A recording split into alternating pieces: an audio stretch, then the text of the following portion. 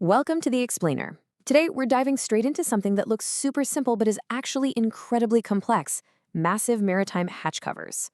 I mean, when you look at a commercial cargo vessel, those huge steel plates covering the holds just look like, well, giant, heavy lids, right? But as we're going to see, they're actually highly sensitive, precision-engineered marvels, operating in literally some of the most hostile environments on Earth. Now, before we get into the nuts and bolts of the machinery, just look at this. These are massive stalagmites of ruined grain cargo. It's a brilliant, or well, actually terrible, illustration of what happens when the system fails. We're talking about an unbelievably costly disaster caused by a tiny, maybe millimeter-sized failure against the ocean. Water getting in isn't just a minor headache, it fundamentally wipes out the value of the cargo, sending massive financial shockwaves down the line. To really put this into perspective, a staggering 1/3 of all protection and indemnity insurance claims are for damaged or lost cargo. 1/3. And the global stats show that hatch covers, their seals, and securing arrangements make up a massive chunk of those defects. We're talking about individual cases of water-damaged cargo frequently running anywhere from $500,000 to $1 million. So every single time a ship leaves port, there is a serious amount of capital riding on the integrity of this equipment. So here's how we'll break down this explainer. We'll start with the $1 million leak, move on to why these are more than just lids, and then look at defending the thin line. After that, we'll cover locators and drainage systems, and finally, the maintenance mandate. All right, let's jump straight into part one, the $1 million leak, and the high financial stakes involved. Moving right along to section two, more than just lids, this is where the mechanical complexity really shines. Now that we know the massive financial stakes, we need to completely rethink what a hatch cover actually is to understand why these $1 million leaks even happen. We've got to stop looking at them as just static hunks of metal and realize they're dynamic, precision-engineered systems. Fun fact, the steel hatch cover was introduced about 70 years ago to replace the old, incredibly labor-intensive wooden tarpaulin setups. It saved tons of time in port, but that convenience? Yeah, it came with the price of mechanical complexity. Just look at the crazy variety of systems engineers have cooked up for different ships. On the left, you've got peaked folding covers. These use really intricate hydraulic cylinders or wire rigs to fold up kind of like an accordion. Then on the right, check out those massive side-rolling covers. They actually use pot lifts, which are basically giant hydraulic jacks, to lift the cover up before a motorized rack and pinion system rolls the whole shebang out of the way. So yeah, definitely not just static lids. They need trackways, wheels, stowage hooks, and absolutely dead-on alignments just to function.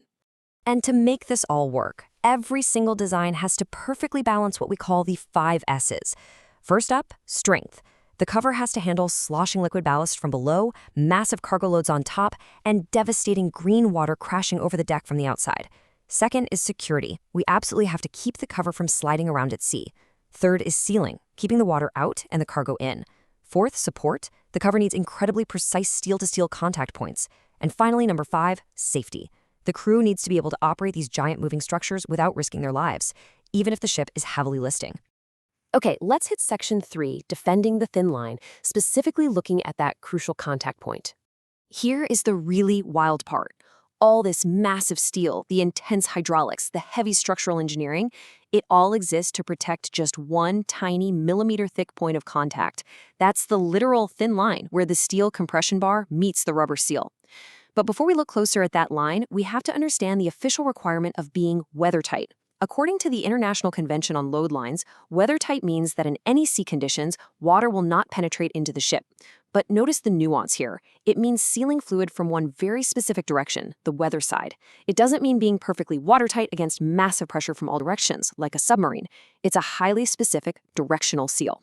And that distinction brings us to one of the most misunderstood concepts in maritime cargo protection. See, a hatch cover might easily pass a static hose test while sitting perfectly still in the calm waters of a port. This totally fools the crew into thinking it's perfectly safe. But that exact same cover? It might fail spectacularly out at sea. Why?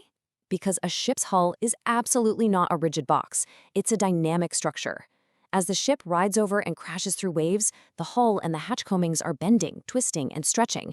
The hatch cover is literally a mobile, dynamic object sitting on top of a moving, flexing surface. Just look at this heavily corroded cross joint. This shows exactly what happens when we ignore that dynamic reality.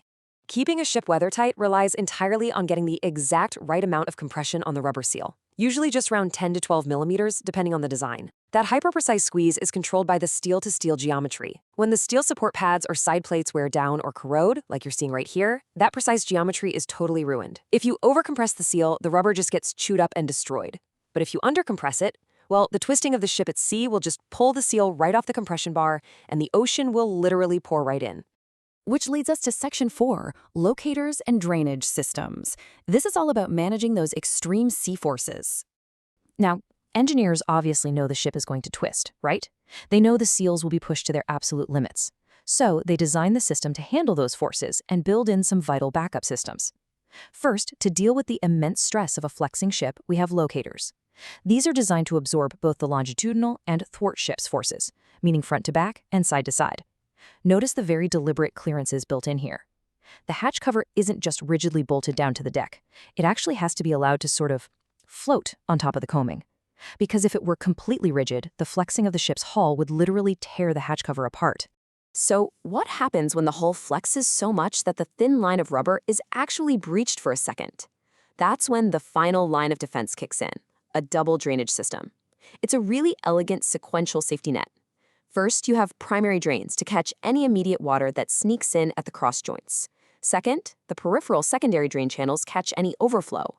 Finally, all this trapped water gets channeled to the corners and safely dumped out onto the deck through non-return valves. Those valves are cool because they let the water out but snap shut to stop sea waves from rushing back in. But here's the catch. If a crew lets these channels get blocked by old cargo residue, or worse, if they try to seal a leak by spraying expanding foam that clogs up the drains, well, this entire backup system fails and the hold just floods. And that brings us to our final part, Section 5, the maintenance mandate, where constant vigilance is key. At the end of the day, brilliant engineering, clever locators, and fancy double drainage systems can only do so much against the sheer, terrifying power of the ocean without rigorous human intervention. This equipment demands constant, vigilant maintenance, which brings us to the ultimate, absolute, non-negotiable rule of thumb for maintenance crews. Over time, the rubber hardens and takes on a permanent groove, what they call a permanent set. The golden rule is incredibly simple. When that permanent set reaches half of the design compression, replace the seal. Don't wait for a static host test to fail, don't wait until you find a puddle in the hold, and please, do not try to compensate by over-tightening the cleats. That's just going to break the cleats and crush whatever life is left in the rubber. Oh, and definitely don't rely on temporary hatch sealing tape as a permanent fix. You have to act the exact moment that rubber seal hits this metric. No exceptions. It really is a fascinating paradox of scale when you think about it. The ships are absolutely gargantuan, the ocean is infinitely powerful, and the cargo inside is worth millions upon millions of dollars. Yet, the safety of the entire enterprise comes down to defending a tiny millimeter-thick line of rubber pressed against a steel bar. The next time you see a massive cargo ship, ask yourself, how many millions of dollars are currently riding on just a few millimeters of rubber?